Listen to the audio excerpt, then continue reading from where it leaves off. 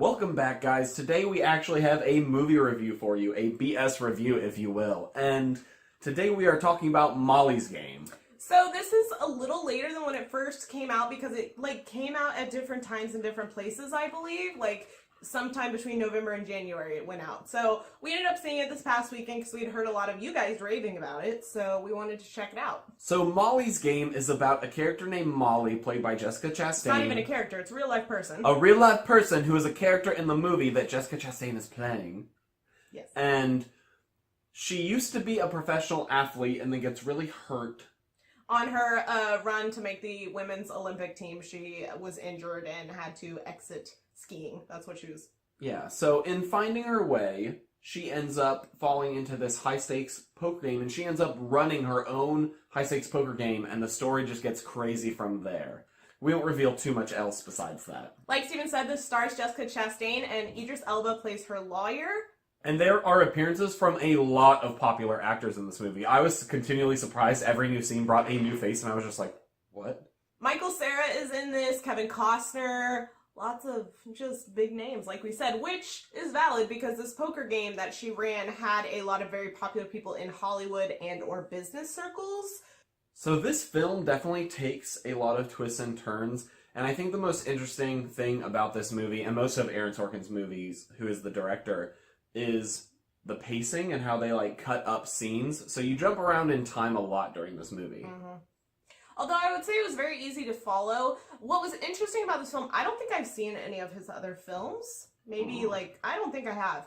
But the pacing was very, or the level of drama, I guess, throughout the whole film was very even. There wasn't a whole lot of climax or dips. It just felt very high stakes the whole time-ish. Mm-hmm. Would you agree?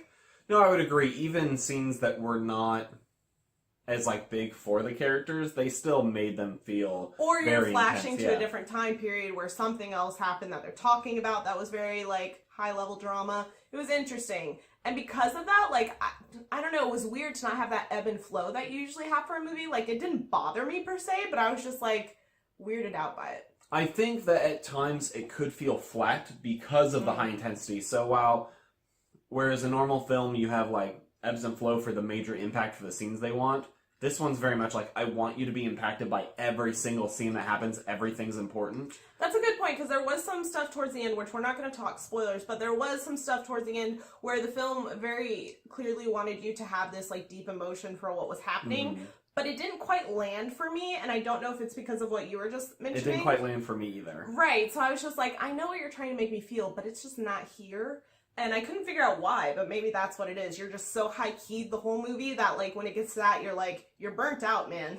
You can't go, higher, and they're not going to go lower. So it's an interesting thing where, during the climax of the film, you feel like you kind of peaked from the beginning, which is a very interesting way to, do a movie and to watch a movie, because it's interesting to feel that way in the first 5 minutes, because they do. The way it's laid out in the first 5 minutes, you're invested and involved and wow, this is intense. But it doesn't let up, which can be a good thing or a bad thing depending on your taste. Let's talk about performances. As we mentioned, Jessica Chastain is the main character or main actress in this movie, and I think she did a phenomenal job. Jessica Chastain is just a gem. I love her so much, and she portrayed this character extremely well. I bought it from minute one, and I don't know, it just felt made for her. She also goes through a lot of different, phases of her life in this movie, because she starts out from, the Olympic team to stuff that happens in between to becoming this poker princess. And, I think that she played every single part of that very convincingly. There was not a single part where I'm oh, this is just the play part, but now you're getting to the good part, or vice versa. It felt very on point the whole time. That's true. Especially when it's jumping through time, you could very much feel the difference in her character depending on where she was in that growth.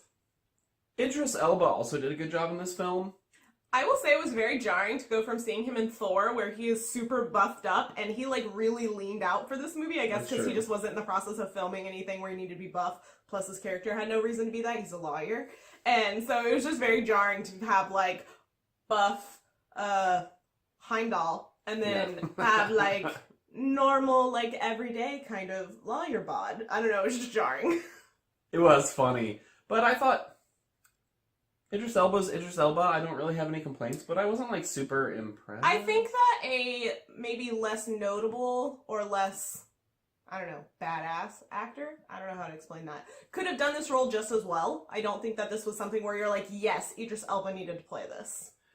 I think that's what it is. I feel like Idris Elba did a good job, but it was also Idris Elba, I feel like, playing suave, no things Idris Elba, which is not a bad thing. He did play off Jessica Chastain very well. I thought that true. they paired up pretty well together. Like, you felt the emotion between them, because obviously they get, like, close as, like, client, lawyer kind of situation. Like, he's into her business and all that jazz. So they have, like, these sentimental moments, and I thought that those were done really well. I think both of us really enjoyed this movie. My only thing is that a lot of people were hyping this movie up, which is why we wanted to go see it. I think it was a little overhyped. That's my personal opinion. It didn't quite live up to what everybody was saying, but it was still a very good movie.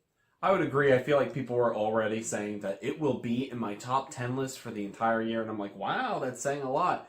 And yeah, while I did enjoy it, yeah, maybe a little overhyped for us, but it was still good. I think we said we give it a solid, like, B+. Yeah.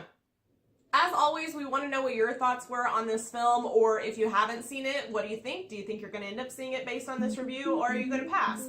If you like this video, please give it a thumbs up. That lets us know that you want to see more of these specific types of videos on this channel. We do take that into account, and we have a lot of other content on this channel besides movie reviews, so if you want to check out any of those, we'll have them linked over there, and we will see you guys in our next video.